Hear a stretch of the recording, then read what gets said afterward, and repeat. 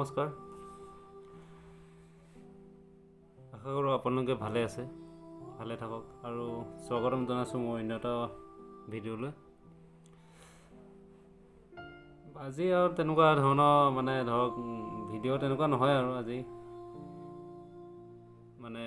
শিল্পী দিৱস হিচাপে আজি এটা ভিডিঅ' বনাম বুলি ভাবিছোঁ। আৰু তেনেকুৱা ইমান ভিডিঅ' নহয় আৰু কিছু কথা ক'ম আৰু তাকে চাব আৰু ভিডিঅ'টো ভাল লাগিলে লাইক এটা, শ্বেয়াৰ এটা আৰু চেনেলটো ছাবস্ক্ৰাইব কৰি দিব।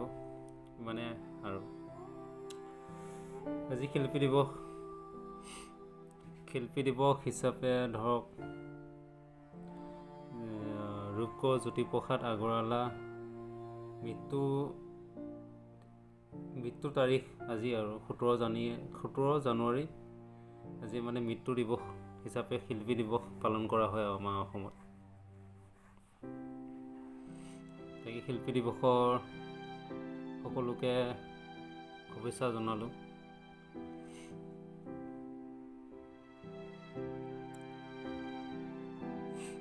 শিল্পী দিৱস হিচাপে আমাৰ গাঁৱত তেনেকৈ একো প্ৰগ্ৰাম তেনেকুৱা হোৱা নাই, কিন্তু আজি ধৰক বৰদোৱাত হৈছিলে সেইটো শিল্পী দিৱস হিচাপে প্ৰগ্ৰাম এটা। তাত আমাৰ বৰদেউতা নিমন্ত্ৰণ জনাইছিলে আৰু নিমন্ত্ৰণ তেওঁ এজন শিক্ষক আছিলে আমাৰ গাঁৱৰে স্কুল। আমি সৰুতে তেওঁৱে আমাক পঢ়াইছিলে, মুঠতে LP স্কুলত তেওঁৱে পঢ়াইছিলে আমাক। তাকে আজি বৰদেউতাক অনা নিয়া কৰিলোঁ। আজি বৰদোৱাতে আজি এখন মিটিং নিচিনা আৰু প্ৰগ্ৰাম ধৰণৰ হৈছে আৰু মুঠতে তাত ধৰক আপোনাৰ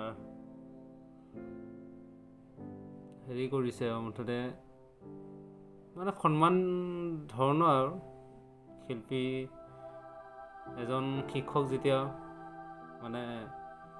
বহুত আমাৰ গাঁওখনৰ মুঠতে আমাৰ বৰদেউতাৰ নামটো বৰ আৰু ধৰক সন্মান আছে। মুঠতে তেওঁৰ নামটো ক'লে ধৰক সকলোৱে চিনি পায়, বুজি পায়, আদৰ্শৱান শিক্ষক হয়। মানুহক ধৰক বুজোৱা মেলাৰ পৰা ধৰি মানুহক কথা কোৱা সেইবিলাক বহুত আমাৰ বৰদেউতা বহুত ভাল। আৰু মানুহে মানুহক যদি কিবা এটা কথা কয়, মানুহে অলপ ধৰক মানি চলে, সন্মান কৰে। আচলতে মেইন সন্মান কৰে। তেওঁ সঁচা কথা কয় যেতিয়া সন্মান কৰেই, সকলোৱে ভাল কথা কয় সেইকাৰণে সন্মান কৰে। সেইকাৰণে আমাৰ বৰদেউতা আমাৰ গাঁৱতে নহয়, ওচৰৰ গাঁৱত ধৰক নাম ল'লেও চিনি পায়। সেইটো কাৰণে আজি তেওঁক নিমন্ত্ৰণ দিলে বৰদোৱাত। ধৰক এনেকুৱাই এখন মিটিঙতে আৰু আজি সম্বৰ্ধনা হিচাপে আৰু সন্মান কৰিছে শিক্ষক হিচাপে, আৰু সন্মানীয় শিক্ষক হিচাপে আৰু তেনেকৈ ধৰক সন্মান কৰিছে আৰু বাছ আজি এইখিনিয়ে আৰু বেলেগ কেনেকুৱা একো কথা নাই আৰু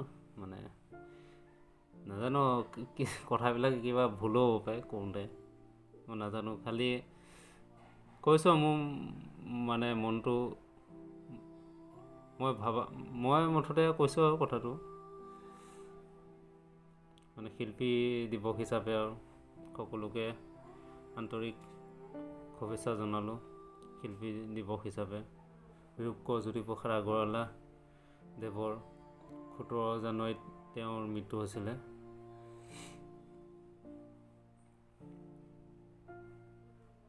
তাকে আৰু তেওঁৰে প্ৰথম আমাৰ অসমীয়া বোলছবি জয়মতী নিৰ্মাণ কৰিছিল।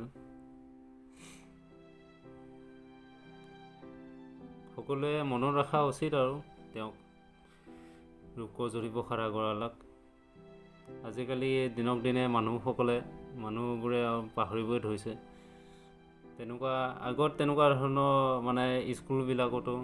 স্কুলবোৰতো তেনেকুৱা প্ৰগ্ৰাম হৈছিল। আজিকালি দেখিব পোৱা নোযোৱা হ'ল, আজিকালি খুব কমেই হ'ল। আজিকালি মানে মানুহে লাহে লাহে এইবিলাক বস্তু পাহৰিব ধৰিছে। ৰূপকোঁৱৰ জ্যোতিপ্ৰসাদ আগৰৱালা আৰু বহুত ধৰণৰ বিশেষ ব্যক্তি আৰু যিসকলে মানে বুৰঞ্জীত বহুত ধৰণৰ কাম কৰি থৈ গৈছে আমাৰ অসমখনৰ বাবে। সেই তেওঁসকলক আজিকালি মানুহবিলাকে ধৰক অলপ পাহৰিব ধৰিছে। মনত ৰখা উচিত আৰু তেওঁলোকক মানি চলা উচিত। তেওঁলোকৰ নীতিবিলাক বহুত ধুনীয়া, বহুত ভাল ভাল কাম কৰি গৈছিল। সেইকাৰণে তেওঁলোকক মনত ৰখা উচিত। আজিলৈ আৰু ইমানেই, আৰু বেলেগ একো ইমান কথা ইমান ক'বতো নাজানো। বাকী আপোনালোকে চাব ভিডিঅ'টো, ভাল লাগিলে লাইক এটা কৰি দিব। আৰু যদি ভুল হ'ল কিবা কথা কোৱাত ক্ষমা কৰি দিব প্লিজ, যাতে ভুল নধৰে আৰু যাতে কথাটো ক'ৰবাত মই কিবা ভালকৈ বুজাব পৰা নাই চাগে। তথাপিও যিখিনি মোৰ মনত আহিছে মই কৈছোঁ আৰু তথাপিও যদি ভুল হয় মোক ক্ষমা কৰি দিব নিজৰ হিচাপে। বাছ আজিলৈ ইমানে। চেনেলটো ছাবস্ক্ৰাইব কৰি দিব ভাল লাগিলে। বেলেগ ইমান ক'ব জনা নাই শিল্পী দিৱস হিচাপে, তথাপিও যিখিনি কৈছোঁ আপোনালোকে বাছ বুজি ল'লেই হ'ল আৰু। ধন্যবাদ, গুড নাইট, বাই বাই।